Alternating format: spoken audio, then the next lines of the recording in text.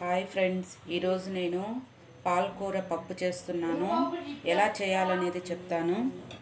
First నేను పప్పు తీసుకుంటున్నాను. దీంట్లో 1 కప్ పప్పు తీసుకోండి. ఇది 2 టైమ్స్ వాష్ చేసుకుందాము.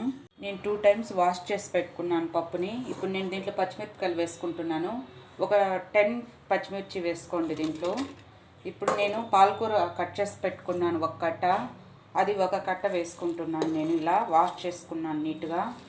అది ఒక కట్ట వేసుకోండి. నెక్స్ట్ నేను 3 టమాటాస్ తీసుకున్నాను. అవి వేసుకున్నాను దీంట్లో.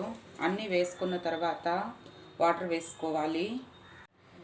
ఇప్పుడు మనము దీంట్లో వాటర్ వేసుకుంటున్నాము. 1.5 గ్లాస్ వాటర్ వేసుకోండి. నెక్స్ట్ 3 విజిల్ పెట్టుకోవాలి కుక్కర్ మూత వేసి. ఇప్పుడు నేను స్టవ్ ఆన్ చేసుకుంటున్నాను. 3 విజిల్ రావాలండి ఇది. ఇప్పుడు 3 విజిల్ తర్వాత చూద్దామండి ఇది ఎలాగైందనేది పప్పు. ఇప్పుడు నేను తీసి చూస్తున్నాను, చూడండి ఇలా అయిందనమాట. ఇప్పుడు నేను దీంట్లో కొద్దిగా చింతపండు వేస్తున్నానండి. రుచికి సరిపడినంత ఉప్పు వేసుకోండి మీరు. కొద్దిగా పసుపు వేస్తున్నానండి నేను. దీన్ని బాగా మిక్స్ చేయాలండి.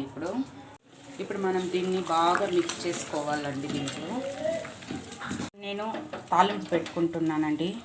ఇది ఆయిల్ వేసుకుంటున్నాను 2 టేబుల్ స్పూను. వెనిమిరపకాయలు 2 వేసుకున్నాను.